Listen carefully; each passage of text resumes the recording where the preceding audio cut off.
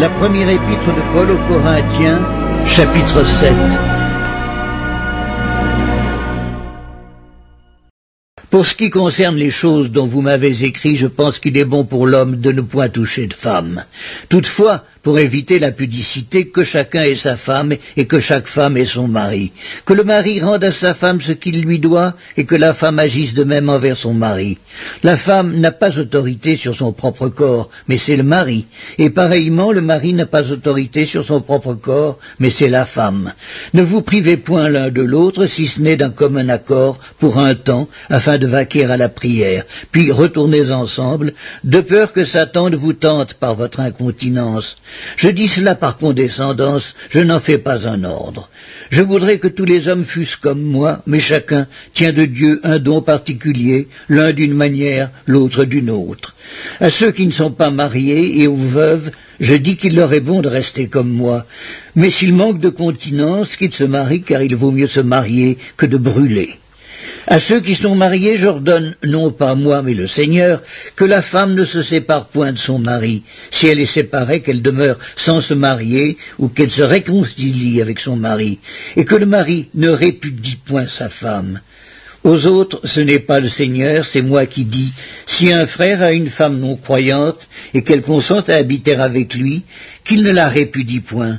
Et si une femme a un mari non croyant, et qu'il consente à habiter avec elle, qu'elle ne répudie point son mari. Car le mari non croyant est sanctifié par la femme, et la femme non croyante est sanctifiée par le frère. Autrement, vos enfants seraient impurs, tandis que maintenant ils sont saints. Si le non-croyant se sépare, qu'il se sépare. Le frère ou la sœur ne sont pas liés dans ces cas-là. Dieu nous a appelés à vivre en paix. Car que sais-tu, femme, si tu sauveras ton mari? Ou que sais-tu, mari, si tu sauveras ta femme? Seulement que chacun marche selon la part que le Seigneur lui a faite, selon l'appel qu'il a reçu de Dieu. C'est ainsi que je l'ordonne dans toutes les églises. Quelqu'un a-t-il été appelé étant circoncis qu'il demeure circoncis? Quelqu'un a-t-il été appelé étant incirconcis qu'il ne se fasse pas circoncire? La circoncision n'est rien et l'incirconcision n'est rien, mais l'observation des commandements de Dieu est tout.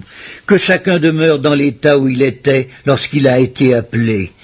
As-tu été appelé étant esclave? Ne t'en inquiète pas, mais si tu peux devenir libre, profites-en plutôt. Car l'esclave qui a été appelé dans le Seigneur est un affranchi du Seigneur. De même, l'homme libre qui a été appelé est un esclave de Christ. Vous avez été rachetés à un grand prix, ne devenez pas esclaves des hommes. Que chacun, frère, demeure devant Dieu dans l'état où il était lorsqu'il a été appelé. Pour ce qui est des vierges, je n'ai point d'ordre du Seigneur, mais je donne un avis comme ayant reçu du Seigneur miséricorde pour être fidèle. Voici donc ce que j'estime bon, à cause des temps difficiles qui s'approchent. Il est bon à un homme d'être ainsi. Es-tu lié à une femme? Ne cherche pas à rompre ce lien. N'es-tu pas lié à une femme? Ne cherche pas une femme. Si tu t'es marié, tu n'as point péché. Et si la Vierge s'est mariée, elle n'a point péché. Mais ces personnes auront des tribulations dans la chair, et je voudrais vous les épargner. Voici ce que je dis, frères, c'est que le temps est court, que désormais ceux qui ont des femmes soient comme n'en ayant pas, ceux qui pleurent comme ne pleurant pas, ceux qui se réjouissent comme ne se réjouissant pas, ceux qui achètent comme ne possédant pas, et ceux qui usent du monde comme n'en usant pas, car la figure de ce monde passe. Or, je voudrais que vous fussiez sans inquiétude. Celui qui n'est pas marié s'inquiète des choses du Seigneur, des moyens de plaire au Seigneur. Et celui qui est marié s'inquiète des choses du monde, des moyens de plaire à sa femme.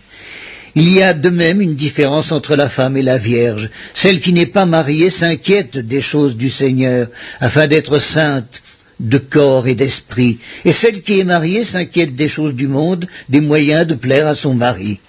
Je dis cela dans votre intérêt. Ce n'est pas pour vous prendre au piège, c'est pour vous porter à ce qui est bienséant et propre à vous attacher au Seigneur, sans distinction.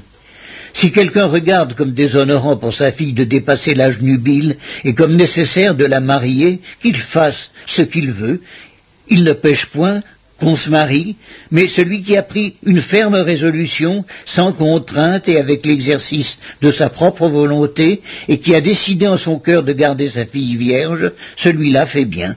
Ainsi, celui qui marie sa fille fait bien, et celui qui ne la marie pas fait mieux. Une femme est liée aussi longtemps que son mari est vivant. Mais si le mari meurt, elle est libre de se marier à qui elle veut, seulement que ce soit dans le Seigneur. Elle est plus heureuse néanmoins si elle demeure comme elle est, suivant mon avis. Et moi aussi, je crois avoir l'Esprit de Dieu.